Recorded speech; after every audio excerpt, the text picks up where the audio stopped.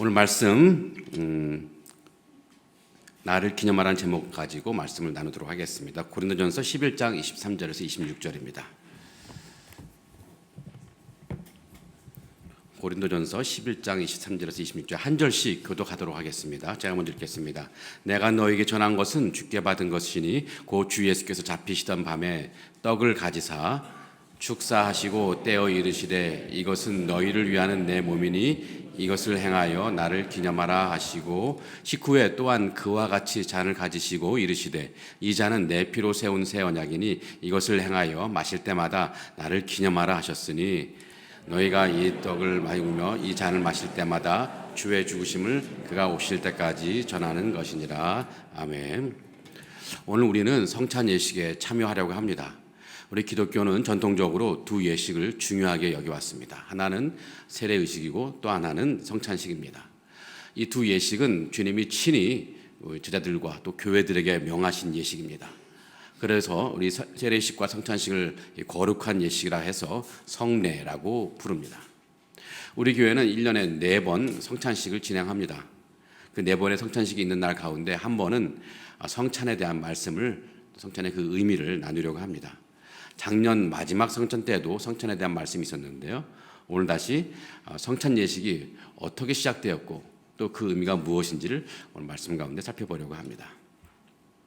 지난주에 우리는 바울이 고린도에서 선교하는 장면을 살펴보았습니다. 고린도에서 여러 동역자들의 동역을 통해 바울이 힘을 얻어 사역을 했고 또 그래서 고린도의 교회가 세워지고 또 수많은 선교의 열매를 맺기도 했습니다. 이 오늘 고린도전서 이 말씀은 바울이 그 고린도 교회에 보낸 편지입니다. 여러분, 바울 서신들은 대체로 어떤 그 특별한 그 교회에 문제가 생겼을 때 그 문제를 교정하기 위해서 바울이 보낸 편지들입니다. 바울이 세운 교회 가운데 가장 문제가 많았던 교회가 있다면 그것은 바로 고린도 교회였습니다. 또 그 고린도 교회 갖고 있는 문제 가운데 가장 중요한 문제 중에 하나가 바로 성찬에 대한 문제였습니다. 성찬을 통해서 교회가 한 마음이 되고 하나가 되어야 할 텐데 오히려 이 고린도 교회가 분열이 일어나고 있습니다. 그래서 바울이 이 성찬의 의미를 바로 잡아 주어야 할 필요를 느꼈을 것입니다.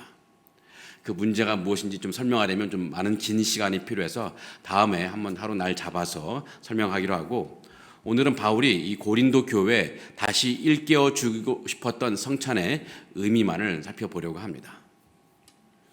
자, 성찬은 어떻게 시작되었을까요? 그 시작은 예수님이 십자가에 달리시기 직전에 마지막으로 제자들과 함께 만찬을 나눌 때 시작되었습니다. 예수님이 제자들과 마지막 만찬을 한 그 식사를 흔히 최후의 만찬이라고 하죠. 최후의 만찬. 레오나르도 다빈치의 유명한 그림 제목이기도 합니다. 한번 그림 보여주실래요? 이게 너무나 많이 봤죠. 이 그림은 이태리 밀라노의 어느 한 수도원 식당 벽에 있는 그림인데요. 이게 굉장히 큰 그림입니다. 가로 한 8m, 세로 한 4m 정도 되는 그림입니다. 이 그림은 미술사적으로도 굉장히 큰 의미가 있는 그림인데요. 이 원근법이 적용된 거의 최초의 그림이었습니다. 이전의 그림들은요, 가까운 곳에 있는 물체나 멀리 있는 물체나 크게 같았어요. 그래서 이 어느 게 가까이 있는지 멀리 있는지 잘 몰랐는데, 하지만 이 그림 이후부터는 가까운 곳에 있는 물체는 좀 크게 그리고 또 멀리 있는 물체는 작게 그려서 입체감을 느끼게 합니다. 또 그리고 저 뒤에 소실점을 하나 두어서 더 입체감을 더 느끼겠습니다. 이 하나만으로도 이렇게 그림을 시작한 이 하나만으로도 레오나르도 다빈치는 굉장히 천재라는 것을 우리는 이해할 수 있습니다. 자, 하지만 그런데 이 그림은요, 사실적이지는 않습니다. 예수님 당시의 모습과는 많이 차이가 있는데요. 이 그림을 보면 예수님과 제자들이 식탁을 사용해서 만찬을 하지 않습니까? 의자에 앉아서 식탁에 앉아서 식사를 하는데 예수님 당시에는 이렇게 식사를 하지 않았습니다. 이 바닥에 앉아서 식사를 했습니다. 그리고 복장도요, 저렇게 화려하지 않습니다. 이것은 중세 때 그림 그 화풍이 좀 성화를 그릴 때 좀 그림을 신성화시키는, 복장도 신성화시킨 그림이었습니다. 그래서 오히려 이 다음 그림이 더 사실적인데요. 다음 그림 한번 보여주실래요? 자, 이 그림 보면 어떤 사람은 바닥에 앉아서 어떤 경우에는 반쯤 누운 상태로 식사를 하기도 합니다.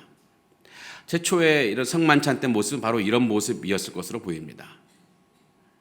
반쯤 누운 상태도 있고요. 그렇다고 우리가 똑같이 이렇게 앉아서 성찬식을 할 필요는 없습니다.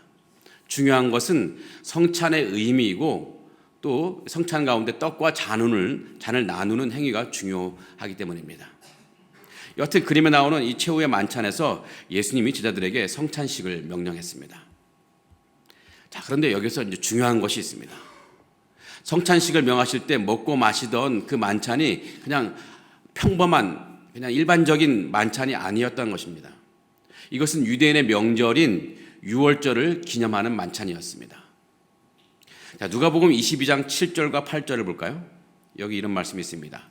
유월절 양을 잡을 무교절 날이 이른지라 예수께서 베드로와 요한을 보내시며 이르시되 가서 우리를 위하여 유월절을 준비하여 우리로 먹게 하라.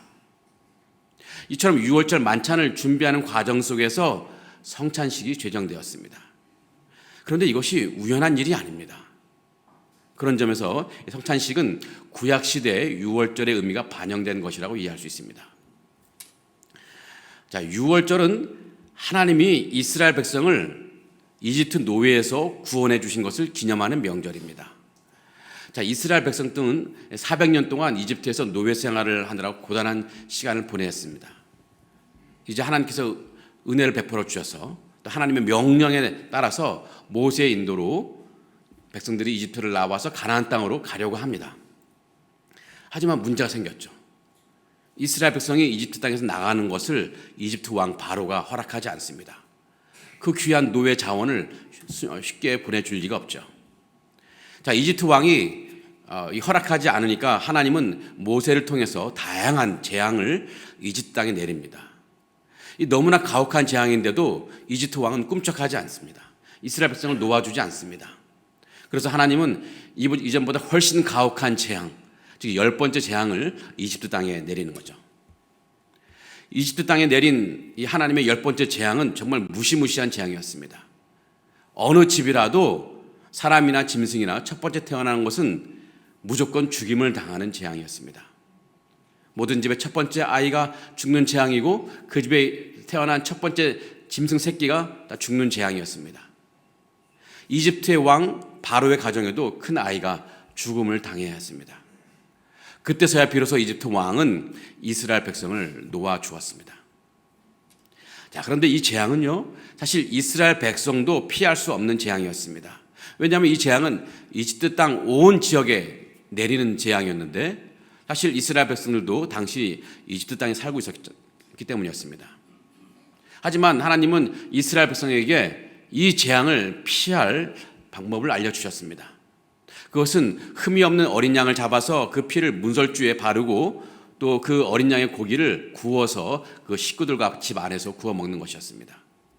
그러면 문에 어린 양의 피가 묻은 그 집은 죽음의 재앙이 하늘에서 내려오되 그 피를 보고 그 집은 넘어갑니다. 그냥 통과합니다. 6월절에서 6월이라는 의미는 넘어간다는 뜻입니다. 재앙이 그냥 넘어간다는 뜻이죠. 영어로는 패스오버라고 하는데 패스오버, 6월절 영어 이름이 더 패스오버입니다. 지나간다는 명절입니다. 자, 이집트에 내리는 이 죽음의 재앙을 피하기 위해서는요, 일단 어린 양의 피가 필요했습니다. 그리고 어린 양의 살이 필요했습니다. 이스라엘 백성들은 이 어린 양을 잡아서 그 피를 문에 바르고 그 고기를 그 안에서 구워 먹었다고 말씀드렸습니다. 그래서 이스라엘 백성들은 그렇게 행함으로 재앙을 피할 수 있었고 결국 이집트 땅에서 무사히 탈출할 수 있었습니다. 유대인들에게 이 유월절이라는 명절은 죽음의 재앙이 백성의 집을 넘어가게 해서 죽음의 재앙으로부터 구원해 주신 것을 기념하고 결국 이집트 땅에서 벗어나서 노예 생활에서 해방되어서 자유의 땅 가나안 땅으로 들어가게 해주신 그 은혜에 감사로 지키는 명절입니다. 예수님 당시에도 이 유월절 명절이 아주 성대하게 지켜지고 있었습니다. 유대인 역사가 요세푸스에 의하면 당시 유월절에 희생되는 어린 양이 약 25만 6천 마리나 된다고 했습니다. 어마어마한 숫자죠. 예수님이 십자가 달려 죽으시기 전날 밤 바로 이 유월절 만찬을 예수님이 제자들과 함께 했던 것입니다. 그리고 그때 성찬식을 만드시고 제자들에게 주님이 다시 오실 때까지 이 성찬식을 계속 지키라고 명령하셨는데 그 명령은 또 우리에게 해당되는 명령이기도 합니다. 예수님이 유월절에 십자가 달려 죽으신 것도, 성찬식이 유월절에 제정된 것도 사실 우연이 아니었습니다. 하나님의 의도가 있었던 명절입니다. 유월절의 의미가 그리스도의 죽음에 반영되도록 하려는 하나님의 특별한 의도였습니다. 그래서 사도 바울은 이 고린도전서에서 예수님을 유월절 양이라고 표현합니다. 고린도전서 5장 7절에 이런 말씀이 있습니다. 너희는 누룩 없는 자인데 새 덩어리가 되기 위하여 묵은 누룩을 내버리라. 우리의 유월절 양 곧 그리스도께서 희생되셨느니라. 또 한편 세례 요한은 예수님의 사역 초기에 이미 진작 예수님이 이 유월절 어린 양이라는 것을 간파하고 그렇게 불렀습니다. 세례 요한이 예수님을 처음 봤을 때 예수님을 유월절 양이라고 부른 거예요. 요한복음 1장 36절에서 이렇게 세례 요한이 말합니다. 예수님께서 거니심을 보고 말하되 보라 하나님의 어린 양이로다. 예수님은 유월절의 어린 양인데 오래전 이스라엘 백성이 이집트에서 구원받을 때 어린 양의 살과 피를 통해서 구원받았듯이 우리도 예수 그리스도의 살과 피를 통해 구원을 받는 것입니다. 그래서 이스라엘 백성이 하나님께서 이스라엘 백성을 구원해 주신 것을 감사하며 유월절을 지키듯이 우리도 하나님이 우리를 죄에서 구원해 주는 것을 감사하며 성찬식을 지켜내는 것입니다. 그 성찬식에서 핵심적인 부분이 있다면 그것은 우리를 위해 어린 양이 되어주신 예수 그리스도의 살과 피를 먹고 마시는 것입니다. 우리는 성찬식에서 떡을 먹는데 이 떡은 예수님의 살을 상징하고 또 우리가 성찬식에서 포도주 잔을 마시는데 우리가 마시는 이 잔은 예수님의 피를 상징합니다. 이것을 우리가 기억하며 성찬식에 참여해야 한다는 것입니다. 자, 그러면 이 최후의 만찬 시에 어떤 일이 일어났습니까? 자, 6월절 만찬 중에 예수님은 제자들에게 떡을 떼어줍니다. 예수님은 이 떡을 제자들에게 떼어주면서 이것을 자신의 몸이라고 설명합니다. 그런데 이것이 그렇다고 해서 이것이 그 떡이 예수님 몸으로 변화되었다는 것을 의미하는 것은 아닙니다. 예수님의 몸을 상징하는 이 떡을 먹으면서 예수님이 우리를 위해 내어주신 주님의 몸을 기억하라는 것입니다. 또 주님은 이 잔에 포도주를 채워서 제자들에게 나누어 주었는데요. 그리고 이 포도주가 자신의 피라고 말씀해 주셨습니다. 이건 역시 포도주가 예수님의 피로 변한다는 것을 의미하는 것은 아닙니다. 예수님의 피를 상징하는 이 포도주를 마시면서 예수님이 우리를 위해 흘리신 주님의 피를 기억하라고 말씀하시는 것입니다. 예수님의 몸을 상징하는 떡을 먹고 예수님의 피를 상징하는 포도주를 마시는 것을 통해서 예수님이 우리를 위해 자신의 몸을 아낌없이 내어주셨다는 것을 기억하라는 것입니다. 자, 그런데 우리가 한 가지 더 기억해야 할 것이 있습니다. 그것은 예수님이 자신의 몸을 우리에게 내어주신 목적입니다. 자, 어린 양의 피를 문설주에 바름으로 이스라엘 백성이 죽음에서 구원을 받았는데 우리 역시 유월절 어린 양이신 예수 그리스도의 피를 통해서 죄와 죽음에서 구원을 받습니다. 이것을 기억하라고 우리에게 명하신 것입니다. 우리는 주님으로부터 그 값진 구원을 공짜로 받았지만 주님은 우리에게 공짜로 주신 것이 아닙니다. 편하게 주신 것이 아닙니다. 주님은 자신의 살을 찢고 자신의 피를 흘리는 희생을 치르면서 우리에게 그 고귀한 구원을 주신 것입니다. 그러기에 우리는 우리의 구원을 위해 주님이 자신의 몸과 피를 내어주셨다는 것을 기억하며 성찬에 참여해야 됩니다. 우리가 성찬식에서 참여할 때 중요하게 여길 두 번째 것이 있습니다. 그것은 새 언약입니다. 오늘 말씀에서 중요한 단어가 나오는데요. 25절 보면은 내 피로 세운 언약이니 이런 말씀이 있습니다. 내 피로 세운 새 언약이니. 주님은 예수님의 피를 통해서 새로운 언약을 세우셨다고 우리에게 말씀하십니다. 이 언약이 무엇이겠습니까? 전에도 종종 말씀드렸지만 하나님과 그 백성 사이의 관계는 언약의 관계입니다. 그 언약이 뭐냐 하면은 그 정의가 뭐냐면은 너는 나의 백성이 되고 나는 너의 하나님이 되리라 하는 것입니다. 이 관계를 약속한 것이 언약입니다. 먼저 이스라엘은 하나님의 언약을 통해 하나님이 백성이 됩니다. 이것이 이스라엘이 하나님의 백성으로 왕이신 하나님께 충성을 다하겠다는 약속입니다. 반면 하나님은 이스라엘의 하나님이 되시겠다는 약속인데요. 이것은 하나님은 이스라엘 왕으로서 이스라엘을 백성을 보호하겠다는 이 약속입니다. 하나님은 이스라엘을 보호하시고 또 이스라엘은 하나님께 충성하는 이 관계가 바로 이 언약 관계입니다. 자, 그런데 이 하나님과 이스라엘 사이에 맺은 이 언약 관계가 깨져버리고 말았습니다. 왜냐하면 이스라엘 백성이 하나님께 충성을 다하지 않았기 때문에요. 우상을 숭배하고 하나님 뜻에 불순종하는 그런 이스라엘 백성이 되었습니다. 그래서 결국 첫 언약, 옛 언약, 구약은 폐기되었습니다. 결국 이스라엘은 하나님의 보호를 받지 못해서 멸망당하고 말았습니다. 그런데 하나님은 다시 새로운 언약 관계를 맺기 원하셨습니다. 왜냐하면 하나님은 도무지 인간을 포기할 수 없기 때문에요. 그 사랑하는 인간이 멸망당하는 것을 그냥 내버려 둘 수 없기 때문에 새로운 언약을 만드시기를 원하셨고, 그래서 예수 그리스도를 통해서 새로운 언약을 제정하셨습니다. 다만 이제는 그 이스라엘 백성과 언약을 맺는 것이 아니라 온 인류와 하나님은 언약을 맺으십니다. 하나님과 언약을 맺으면 그 백성은 하나님의 보호를 받습니다. 하나님의 보호를 받는다는 것은 첫 번째로는 죄에서 구원을 받아 영생을 누리며 영생 삶을 살아간다는 것이고, 또 한 가지로 하나님의 보호를 받는다는 것은 두 번째는 이 땅에서 하나님의 은혜 안에 살아간다는 것입니다. 다만 이제 우리는 하나님의 백성으로서 하나님께 충성을 다해야 할 의무를 갖고 살아가는 것입니다. 그러면 우리는 어떻게 하나님과의 이 언약 관계 안에 들어갈 수 있을까요? 그것은 우리가 예수 그리스도를 믿을 때 우리는 하나님과의 언약 관계에 들어갈 수 있습니다. 우리가 하나님의 백성이 되고 여호와 하나님은 우리의 하나님이 되는 것, 그 시작이 바로 우리가 예수 그리스도를 믿을 때라는 것입니다. 그러게 우리가 예수 그리스도를 믿을 때 우리는 하나님의 보호 안에 살아가는데, 이때 우리는 하나님 백성으로서 하나님께 충성을 다해야 할 의무를 갖고 살아가는 것입니다. 자, 그런데 이 언약 관계는 그냥 시작된 것이 아니라 바로 예수 그리스도께서 자신의 피를 흘리심으로 시작되었습니다. 그래서 예수님이 흘리신 그 피를 언약의 피라고 말하는 것입니다.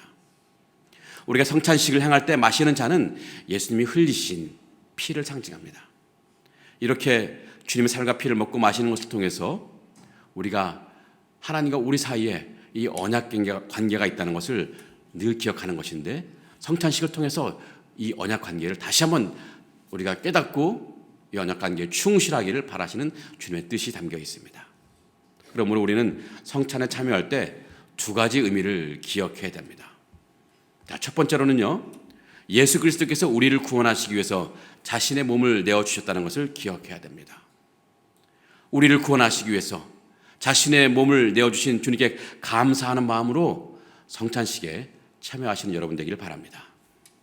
자, 두 번째는요, 우리가 기억해야 될 것은 예수 그리스도께서 흘리신 그 보혈을 통해서 하나님과 우리 사이에 언약 관계가 회복되었다는 것을 기억해야 됩니다.